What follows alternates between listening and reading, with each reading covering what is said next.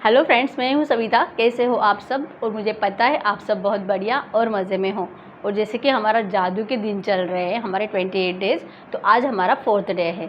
और मैं आशा करती हूँ कि आपने हमारे तीनों दिन अच्छे से फॉलो कर लिए हैं। तीनों दिन आपने 10-10 नियामतें लिख ली है, पक्का लिख ली है। अगर नहीं लिखी है तो फिर क्या कर सकते हैं।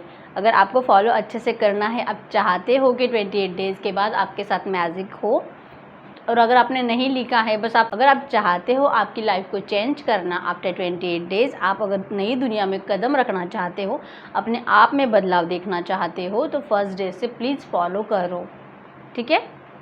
और जिन्होंने किया है उनको 28 डेज़ के बाद उनको पता चलेगा कि उनके साथ क्या हो रहा है, ठीक है। तो अब हम हमारे 4th डे की ओर चलते हैं, ठीक है। तो 4th डे है हमारा जादुई स्वास्थ्य। स्वास्थ्य ही सबसे बड़ी संपत्ति है।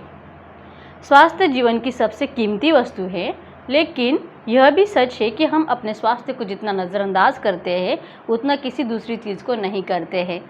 हम में से बहुत से लोगों का हाल ये होता है कि हम अपने स्वास्थ्य के बारे में तभी सोचते हैं जब हम उसे खो देते हैं। फिर हमें यह एहसास होता है स्वास्थ्य के बिना हम कुछ भी नहीं है। राइट, यही करते हैं ना हम सभी। एक कहावत है जो हम में से कई लोगों के स्वास्थ्य की सच्चाई को उजागर करती है। जो अच्छे स्वास्थ्य का आनंद लेता है वह अमीर है, हालांकि उसे खुद यह बात पता नहीं होती है। दरअसल जब हमारा स्वास्थ्य अच्छा रहता है तब हम अपने स्वास्थ्य के बारे में शायद ही कभी सोचते हैं। बहरहाल आपने इन शब्दों की सच्चाई को तब महसूस किया होगा जब आपको सर्दी, खांसी या बुखार जैसी कोई छुटपुट बीमारी हो जाती है और आप बिस्तर पर लेटे रहते हो और आपको लगता है कि कब मैं जल्दी से ठीक हो जाऊंगा। तब हमें ठीक होने के बजाय और कुछ सोचता ही नहीं, बस हमें ठीक होना होता है। तो गाइस, स्वास्थ्य कितना इम्पॉर्टेंट है हमारे लिए, तो हम उसकी वैल्यू करना चाहिए।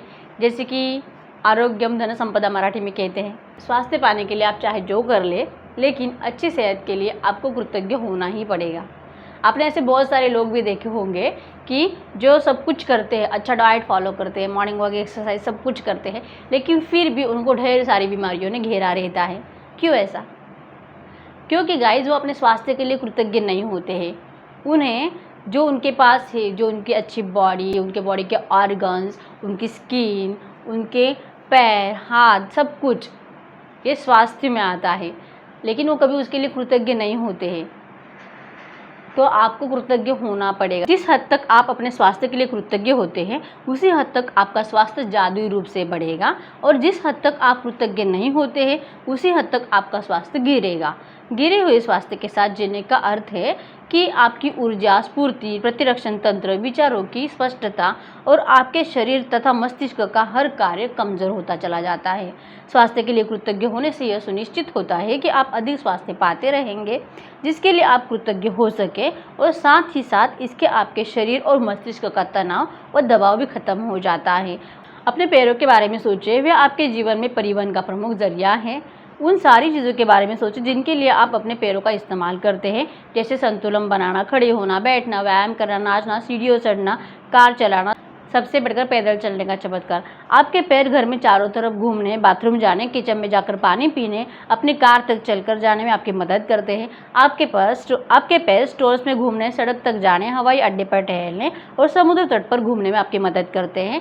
चलने की काबिलियत हमें जीवन का आनंद लेने के लिए स्वतंत्र कर देती है। अपने हाथों के बारे में सोचो और विचार करें कि एक दिन में आप कितनी सारी चीज़ें उठाते और पकड़ते हैं। अपने हाथ जीवन के प्रमुख औजार हैं और आप हर दिन उनका लगातार इस्तेमाल करते रहते हैं। अपने अद्भुत इंद्रियों के बारे में सोचें। जब भी आप कुछ खाते पीते हैं, स्वाद का इंद्रिय बोध आपको दिन में कई बार सुख पहुंचाता है। अपने आँखों के चमत्कार के बारे में सोचें, जो आपको अपने प्रियजनों और मित्रों के चेहरे देखने, छपी हुई पुस्तक पढ़ने, अखबार तथा ईमेल पढ़ने, टेलीविज़न देखने, प्राकृतिक सौंदर्य को निहारने और सबसे अहम बात जीवन भर रास्ता देखने में मदद करती है। अपने कानों के बारे में सोचें, जो बात करते समय आपको अपनी और दूसरों की आवाज़ें सुनने में समर्थ बनाते हैं। और सबसे बड़ी बात, किसी भी इंद्रिय का इस्तेमाल मस्तिष्क के बिना असंभव है, जो एक सेकंड में आपकी सारी इंद्रियों के 10 लाख से अधिक संदेशों को प्रोसेस करता है। उन खरबों कोशिकाओं के बारे में सोचें जो आपके स्वास्थ्य, शरीर और जीवन की खातिर सप्ताह में 7 दिन, दिन में 24 घंटे लगातार काम कर रही हैं। उन्हें कहे धन्यवाद कोशिकाओं। अपने जीवन को कायम रखने वाले अंगों के बारे में सोचें जो आपके शरीर में हर चीज़ की निरंतर सफाई और नवीनीकरण कर रहे हैं। इस तथ्य के बारे में भी विचार करें कि अपना सारा काम वो खुद कर लेते हैं और आपको उसके बारे में ज़रा सा भी सोचना नहीं पड़ता है। किसी अन्य अंग से अधिक चमत्कारी है आपका हृदय। आपका हृदय हर अंग के जीवन को नियंत्रित करता है क्योंकि यह आपका हृदय ही है जो आपके शरीर के प्रत्येक तंत्र में जीवन को प्रवाहित करता रहता है। कहे मेरे मजबूत और स्वस्थ हृदय के लिए दिल से धन्यवाद। आप अपनी उम्र से अधिक युवा महसूस नहीं करते तो समझ लीजिए आप कमज़ोर स्वास्थ्य के साथ जी रहे हैं। स्फूर्ति की इसी कमी का एक प्रमुख कारण यह है कि आप कृतज्ञता नहीं है। जब उसके बाद जब अपने पूरे बॉडी पार्ट्स के लिए कृतज्ञ हो जाते हो, दिल से धन्यवाद दे देते हो, उनका महत्व अगर आपको पता चल चुका है तो अब आपको क्या करना है, अपने स्वास्थ्य को हमेशा के लिए ठीक करने के लिए, हमेशा स्वस्थ रहने के लिए। तो कल सुबह आप क्या करने वाले हो? सबसे पहले आप जब उठोगे आप अपने 10 नियामतें गिनोगे। उसके बाद दिल से थैंक यू कहने के बाद आपका आज 4th डे है तो आपको जब आप अपने पूरे बॉडी पार्ट्स को दिल से कृतज्ञ हो जाएंगे, हर एक बॉडी पार्ट को याद कर करके आप कृतज्ञ होकर थैंक यू बोलोगे, दिल से उसे महसूस करोगे। उसके बाद आपको एक ब्लैंक पेपर लेना है, उसके ऊपर ग्रीन स्केच पेन से, पेपर पूरा ब्लैंक होना चाहिए, उसके ऊपर लाइंस भी नहीं होनी चाहिए, ओके। ग्रीन स्केच पेन से आपको उसके ऊपर लिखना है स्वास्थ्य का उपहार मुझे जीवित रखता है।